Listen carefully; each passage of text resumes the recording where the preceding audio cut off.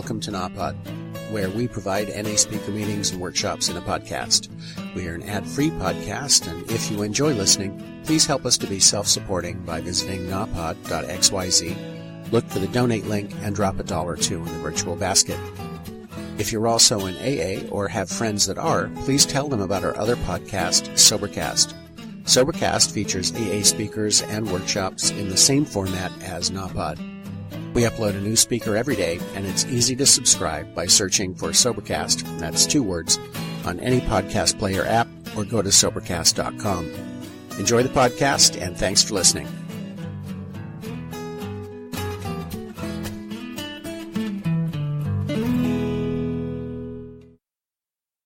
Tonight is Sunday, the 20th day of August, 2005, and our second speaker is Carolann M. Practice work.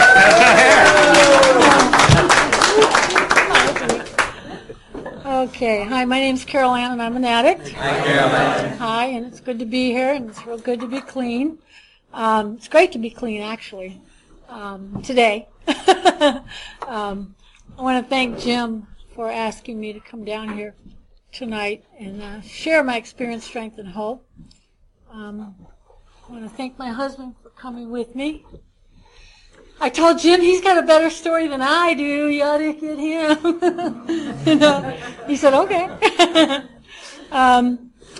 And also, Rudy, thank you very much for sharing your experience, strength, and hope again. I love Rudy. I've known Rudy for years. And it just seems that as the years go on and we stay clean and, it's just that our lives just seem to get better and better and closer, huh? It's just really amazing to me. I got clean January 2nd, 1979, and my first meeting was in Impact House in Pasadena. And I'm real grateful to God and to Narcotics Anonymous that I've stayed here. I haven't had to go anywhere. And I haven't really wanted to. Sometimes I wanted to, but I didn't listen to, my addict thinking, which, I have a disease that tells me I don't have a disease. I have the disease of addiction to me. And it just wants to take me out there and kill me. And I already talked about the second step, and the insanity of the disease of addiction. When we came in here tonight, we didn't know where the meeting was. And this is how it gets if you stay around Narcotics Anonymous long enough and you get in touch with the fellowship. And I think basically a power greater than yourself. We walked in, and my husband says, well, where are we going to go? And I said, well, I don't know. And I'm looking around, and I see Betsy and Caesar. Caesar, right? I see Betsy and Caesar, and I said, And they were walking. I know, isn't that the weirdest thing? And they were walking, like, over here by the vegetables, and I said, are you going to an NA? And they go, yeah, right up this way. So see, God's doing for me what I can't do for myself, and here we are. So that's been my experience in Narcotics Anonymous, that I just need to let go and trust in God, and little by little, it'll all work out and I'll be okay. I used to hang on to everything so tight, that white knuckle stuff. White knuckle, because I'm hanging on so tight because I'm so living in fear and not in faith and a power greater than myself, And I never knew all that. I never knew any of that until I came to Narcotics Anonymous, and just sat down and was scared to death when I got here. That very first meeting, I can remember that. I was just like, oh my gosh, what's happened to me? I can remember that, feeling real fearful and real depressed. My first meeting of Narcotics Anonymous, like I said, was Impact House, and it was in January 1979, and Impact House in those days was very different than it is now, and now it's a lot more sophisticated and high tech and all that, and they have nice furniture. And when I got in there, they didn't. But we met a couple friends and people, and anyway, long story short, we went down to Actually, it was Richard Bloomfield. Richard Bloomfield has, Richard Bloomfield, he's got about 28 or 29 years now. And I was with a friend of mine, Lita, and we were there, and Richard came up, hip, slick, and cool, Richard, right? And so we started introducing to Lita, and long story short, him and Lita have been married 24 years now, and we're all still really good friends. And anyway, Richard was talking about this meeting down in Highland Park.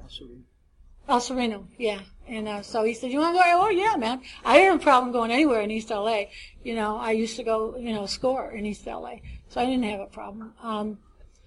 So went down there, and we went to the Outpost, and that's where we first met Rudy and Pablo and Terry, and that's the three I remember the most, and I mean, it wasn't real nice down there, not like it is now, but we went there for a meeting, and in those days when I was a newcomer, it was more about me, what am I going to get out of it? It was all about me. That's the way I used to go into meetings. I wasn't thinking, what can I contribute? I was totally a taker. I was not a giver. And it was, I took what I could when I could, and I wasn't trustworthy, and I wasn't responsible, and I was a liar, a cheat, and a thief. And that's the way, I came into Narcotics Anonymous. And I knew nothing about being loving or kind or giving or sharing or nurturing or any of that. I was totally selfish and self-centered. And I didn't know those things about myself. I knew I was a very angry person, and I knew that I hated my mother and father. Those kind of things I knew, yeah. I hated my mom and dad when I got here. And I hated my mother and father for what they did to me, and I hated my mother and father for what they didn't do, And so I came in here with a lot of anger. And little by little, I would, go to meetings, and I'd hear them say, get a sponsor, and women work with women, and men work with men. And that's how it was when I got here. I don't know, today, whatever, but that's my story. And who knows a woman better than another woman, and who knows a man better than another man? And, hey, it made sense to me, because when I was out there using men, I could always get over on a dude. If you swing it right long enough and right, you can con a dude. You can con a dude, man. Women can con dudes, but, it's like, and I knew that. And I knew that, well, yeah, maybe that makes a little bit of sense. You know what I mean? And so I eventually, I got a sponsor when I was about 4 months, and she was the one that we, like Rudy said, we didn't have the basic text. I have the first edition of the basic text, and that's the text that I've used since I've been here, and it's worked, and if it works, why fix it? That's the way I look at it. And I've used that, but Rudy is saying when we first got here, it was the AA Big Book and the 12 and 12, and until, a group got together, the first basic text was written, and then eventually came the how and why it works, which is the 12 steps, and traditions, which I happen to think is I lean into that book a lot, because I think it's well done for me. I comprehend that really well, and it's easy, it's, to read and everything, and maybe it's just the fact that I, stayed clean, as long as I have, it helps too, And the fog, it took about 3-4 months for the fog to lift, you know what I mean? I sat in meetings when I was new a lot, and I cried a lot and snivelled a lot and complained a lot,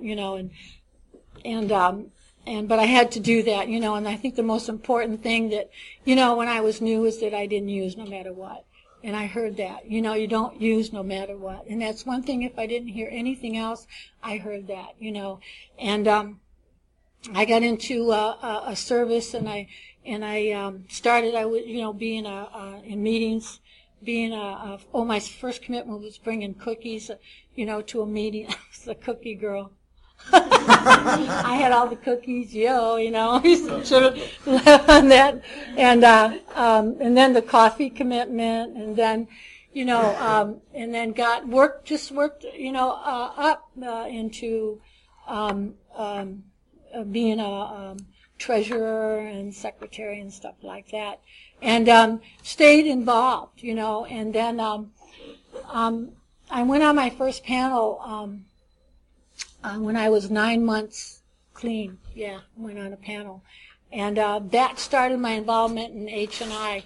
And to this day, I'm still involved in H&I, where I go on panels. I don't so much, carry panels like I used to, but I still go on panels and doing hospital and institutional work. I've met people in prison that are now clean, and that's really a great feeling. I went up to, which was then Sybil Brand. I started going to Sybil Brand in the early 80s, and when I first went there, they wouldn't let Narcotics Anonymous go into Sybil Brand because in the late 60s, they were allowing NA people to come in, and somebody from NA brought some contraband in, and so they just had a really total black mark against NA. It was never allowed ever to be allowed in that institution again. And so, but I would go up on panels from another program, and I got to know the deputies there, and then they introduced me to the assistant warden, and then they introduced me to the warden, and I went there a lot, and I had a purpose for going there. I wasn't quite sure what it was, but I wasn't running the show. By this time in my recovery, I had learned, I was already, in the steps and taking steps, and, my sponsor and I she was taking me through the steps and stuff, and I was being of service, and I'm learning, and I'm learning, and I'm learning. So I'm going into SBI, once a month, sometimes twice a month, and, a lot of the girls that I'd see locked up, one of the reasons why I consistently went back and would volunteer to go, because a lot of the girls I'd see in NA, I'd see them locked up again. And they'd tell me, come back, come back. I say, yeah, man, I'll be back. God willing, I'll be back. And sure enough, I'd always get asked to go. And long story short, what happened was I asked the Deputy Terry that was helping, with 12-step programs and, programs on self-esteem and stuff that she'd bring in that institution. I asked her if we could bring an NA meeting in, and she says, well, I don't see why not. She said, we know you well enough, and we know you're trustworthy. And that was the first time somebody in that kind of a position had told me I was trustworthy. I really didn't know I was trustworthy until I heard that. And so then once again we got with the assistant warden, and then I went to Jim Leffley was the director of San Fernando H&I, and so I went to Jimmy Leffley, and I said, hey Jimmy, we're going to get NA into Sybil Brand, but I need your help, and the warden wants to meet you because you're the director. And so anyway, so three of us from the San Fernando H&I, we went into Sybil Brand, and by the grace of God, and it is only by the grace of God, they let us start a meeting of Narcotics Anonymous in Sybil Brand, which is now central, downtown, and they moved Sybil Brand. And then I asked Deputy, we had our first NA meeting in Sybil Brand, and there was over 120 women in that meeting. They opened it up because they would usually only let you have 50, but they opened it up for as many that wanted. And there were so many girls in that meeting that I knew that had come to meetings on the streets and started using it again and went back out, and then there they were. Some of them, their moms were with them. Mother-daughter teams. The girls that were using because their moms had, you know what I mean? And Deputy Terry would talk to me a lot about that this is, that she was saying like 90-some% of the women in the institution was based behind, drug and alcohol abuse. That's why they were there.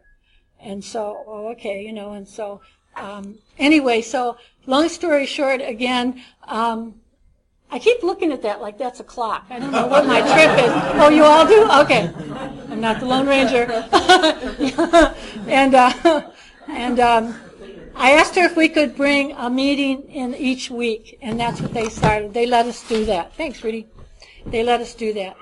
So every week now there's a meeting, in county jail for Women's County, which is the biggest county jail for women in the United States of America. It has more inmates than any in the United States of America.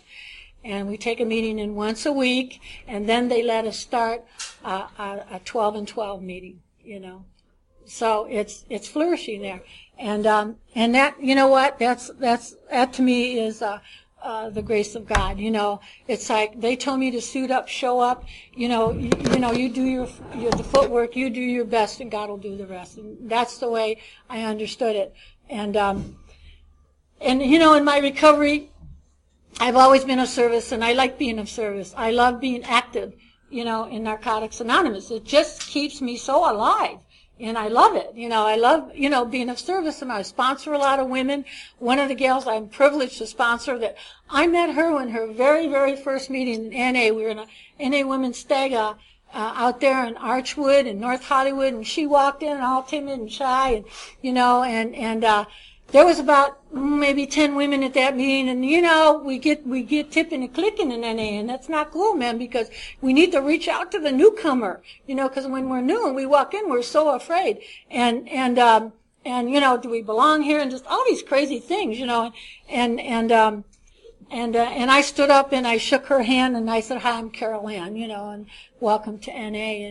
And she said, well, she came out of Tarzana, and anyway, and I sponsored this woman today, and she's got like 18, 19 years. She spoke here, Cherry. She spoke here, and it's just such a blessing, 20? Oh my goodness, yeah. Time flies when you're having fun, and it's things like that that just make me feel so blessed, is what I feel. I'm blessed. And I know it's past knowing, it's just past that.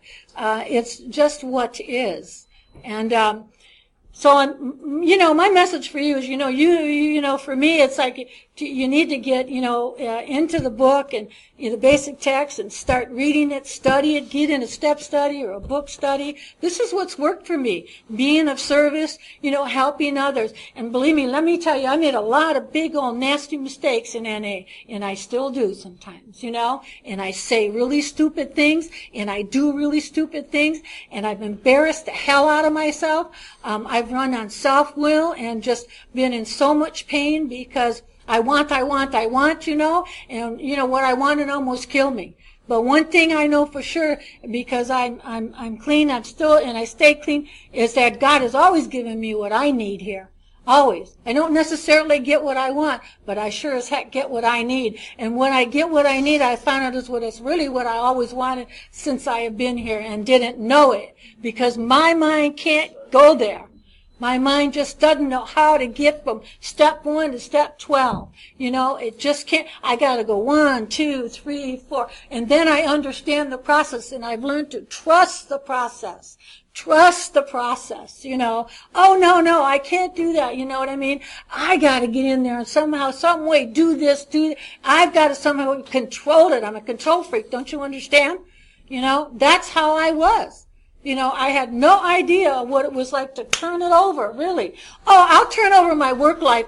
Oh, I'll turn over my social life. My sex life, well, maybe not, stuff like, oh, money? I don't think so. One of my biggest defects of character has been materialism. I am a materialistic person, and I constantly have prayed about, and I think finally, I'm not tripping on that stuff so much anymore. It really doesn't matter quite as much as it used to. The clothes, the car, the job, the things, what I look like, and on, and it's just not so that much important anymore today, What a relief. And that's what I've gotten from the steps, is relief from that bondage of myself, Me. It's all about me. That stuff, it's really nice to think more about somebody else, and what can I do for you?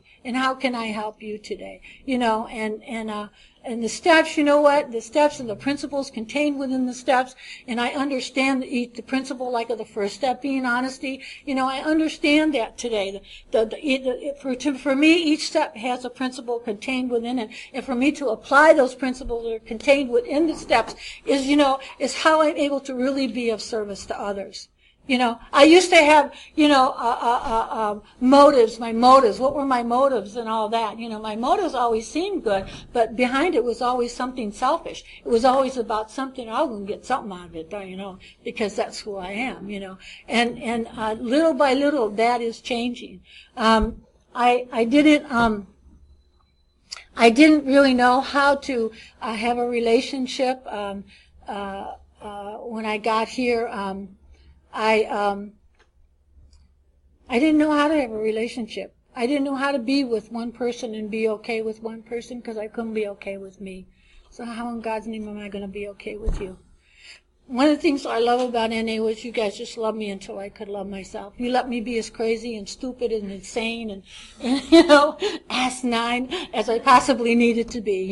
You just kept loving me. Kept loving me until I could love myself, and just kept telling me it's okay. It's okay. Just keep coming back. You constantly told me that, and I so needed that. I couldn't tell you I so needed that. And when I needed it, oh heck no, too much pride and ego. I was full of that. One of the major things that have kicked my ass more than anything else in recovery is false pride and ego. Totally, And the more aware I am, and more conscientious I am of when I am being prideful or when I am being egotistical, the less I seem to be doing it. That I can step back and go, oh, no. Because I don't like how it feels. I really don't like how it feels at all. I don't like hurting other people in any way, shape, or form anymore. No. It's not necessary, Carolann. It's just not necessary. And so I really try hard not to do that. I met my husband in recovery, and we've been married for, how many years we've been married? I forgot. 18? 17. Thanks, honey. Usually it's right, the Kurt we should remember. But sometimes I just forget. And I can say that our, my husband, our marriage is a blessing. Even though days, it doesn't seem like that. I know it is. But it's one of those things again that it's past knowing. It is. It's a part of my being, and I understand that. And for us, it's like I have been married and divorced. You know what? And I told Johnny that I said, you know what? I'm not going anywhere. I said, this is it. You're stuck with me. If Manny, because we could get in arguments, what I'm saying? I said, anybody going to leave, you're going to have to leave because I ain't going anywhere. No matter what. Okay? And it's like, and we have a commitment and we honor that commitment. And we do things together, and we love each other, and we try to practice, we practice the principles to the best of our ability. And as a result of that, our relationship is good. I don't have to know where he's going, what he's doing, how, when, where. I don't have to, it's cool. Hey, he's a free, hey, you can go do however you want, He doesn't have to but we like to tell each other. Hey, honey, I'm going over here, I'll see you in a while, Okay. You know what I mean? It's nobody's has to be checking anybody else, any of that kind of stuff. I guess what I'm saying, I totally trust my husband. You know what I mean? And I know he totally trusts me. And that's really beautiful, and I think that's a direct result, of the application of the principles contained within the steps. And, the steps are to the individual what the traditions are to the group, and like if you really want to know about your fellow addict, get into the traditions and really study them, and you'll really learn a lot about, your fellow addict. That's the way I have learned anyway. And I'll shut up with this is that because it's almost time to stop, is that, oh, okay. Jim says I got 5. Okay. That, like I said, when I got here, I didn't know how to have a relationship. When I got here, I had a very punishing God. And by the way, I'm from New York. I was born in Canada, and I was raised in upstate New York, and I came out here when I was like about 19. Just to let you know how good it is, clean time can be if you make a commitment to, the program and this way of life, which to me it's a way of life, is that I learned about taking care of myself, really, inside and out. Like I love these kind of stores, these health food things. I love them. And so in '79, I had 12 years of psychotherapy since I've been clean. I've had 12 years. My husband and I went 4 years together. And this is all things that we needed to get us exactly where we're here today. I regret none of it. Absolutely none of it. This is what I needed to do, to get where I need to be, And God bless you. Wherever you need to go to get what you got to get to be where you need to be, and stay clean, so be it. And God bless you. I'm not one of these people who say, you ought to do just this or that or that. Oh, no. Who am I to tell you? Who am I? You know what I mean? So I don't go there. I just say, God bless you. Do what you need to do. Just stay clean no matter what. You know what I mean?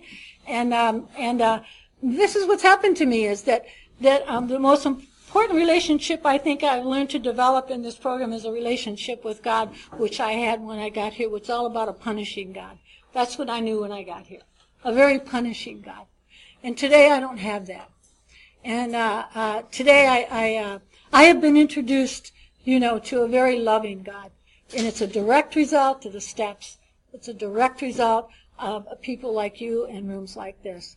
My husband, who was locked up for 25 years of his life, we get up in the morning and we say our prayers. And we, like this morning at Sunday, and we go to church and we pray together and we thank God that where we're at today. And that's good for us. And this is what's happened. I mean, what a total, 180. Might even call it a 360, you know what I mean? It's like from where we come from, where I come from anyway, and I know from my husband, and that's why I talk about this thing being clean as a blessing. For me, it is a total blessing. I believe God, He has blessed me with this thing called Clean Time. He has blessed me with meetings and people like you and places like this, that you, each one of you in this room, continue to bless me on a daily basis. And I thank you from the bottom of my heart for that. Thank you for letting me share.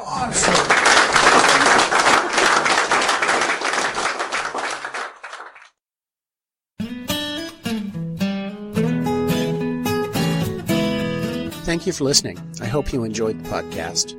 Please help us improve our ranking so others can find us by putting a review on Stitcher, iTunes, or your favorite podcast index. Nawpod is ad-free thanks to the folks supporting the show with $1 or more per month.